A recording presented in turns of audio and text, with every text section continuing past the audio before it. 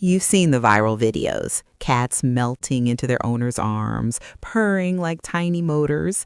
Then you look at your cat, who currently treats you like a slightly annoying member of the hotel staff. You go in for a warm hug, and they dodge you like a ninja or give you the dreaded warning swat. It's frustrating, right? But don't take it personally. An aloof cat doesn't hate you, and they aren't a lost cause. You just need to crack their specific code.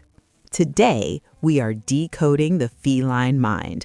I'm going to show you the exact, totally counterintuitive steps to win over your cat's heart and finally get the affection you crave. Let's dive in. Decoding the aloof feline mindset. To understand why your cat runs from your hugs, we first need to understand how they view the world. Cats are not dogs. While dogs have been bred for thousands of years to seek out human approval and physical closeness, cats are essentially semi-domesticated solitary hunters. In the wild, they are both predators and prey. Because of this unique dual status, survival for a cat means being constantly aware of their surroundings and maintaining total control over their own bodies. When you swoop in and wrap your arms around them, you might think you are giving a loving hug, but to your cat's ancient instincts, being restrained feels exactly like being trapped by a larger predator. Their immediate reaction is panic and a desperate need to escape. Respecting this fundamental difference in psychology is the very first step to changing their behavior. You have to stop thinking like an affectionate human and start thinking like a cautious, independent feline. The power of playing hard to get.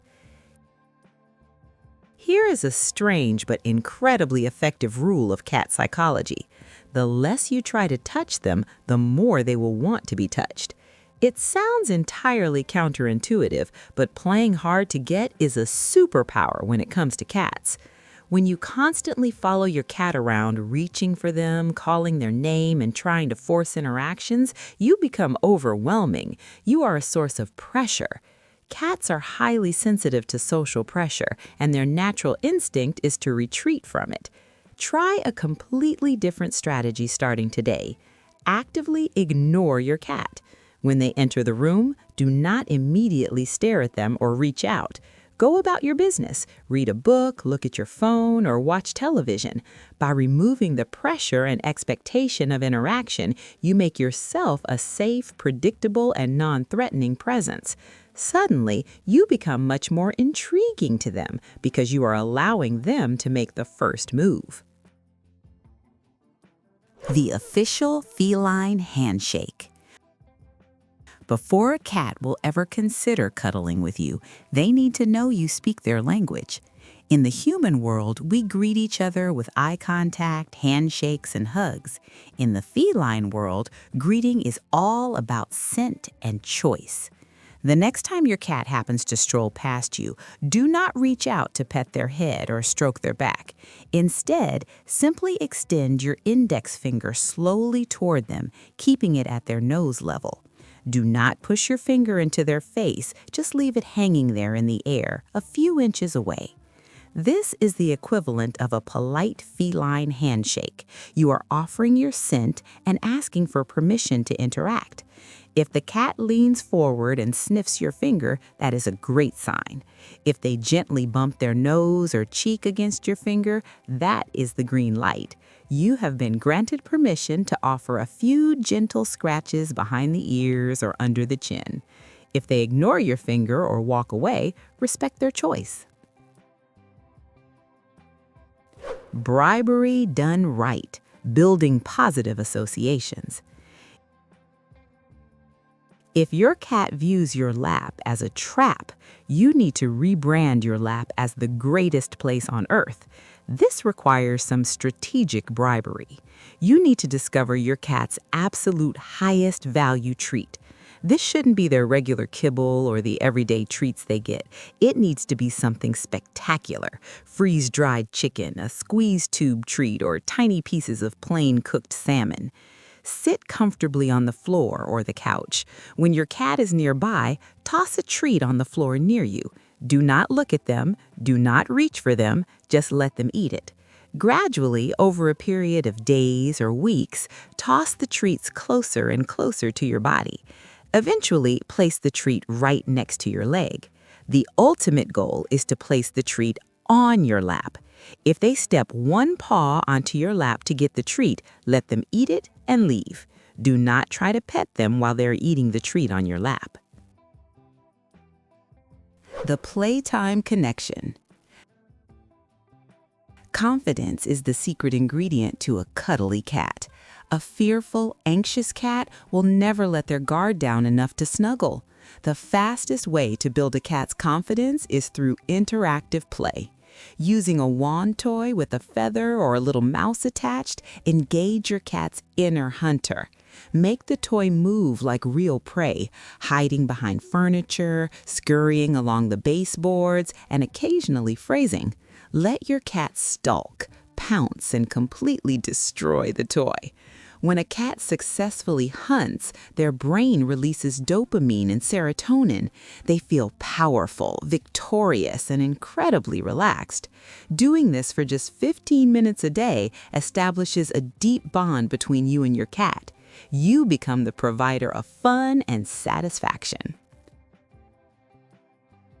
The biggest mistake ruining your chances. All right, it is time to talk about the massive mistake that ruins so many feline relationships. The number one thing you must stop doing right now is picking your cat up against their will. We as humans love to scoop things up to show affection, but to a cat, having their paws taken off the ground by a giant creature removes all of their bodily autonomy and escape routes. It is terrifying for a cat that isn't naturally inclined to be held. If you are constantly picking your cat up, carrying them around, and holding them tightly while they squirm to get away, you are teaching them that your hands are a trap. They will start to preemptively avoid you because they anticipate being grabbed. Keep their forepaws safely on the floor. Let all affection happen on their terms, on solid ground.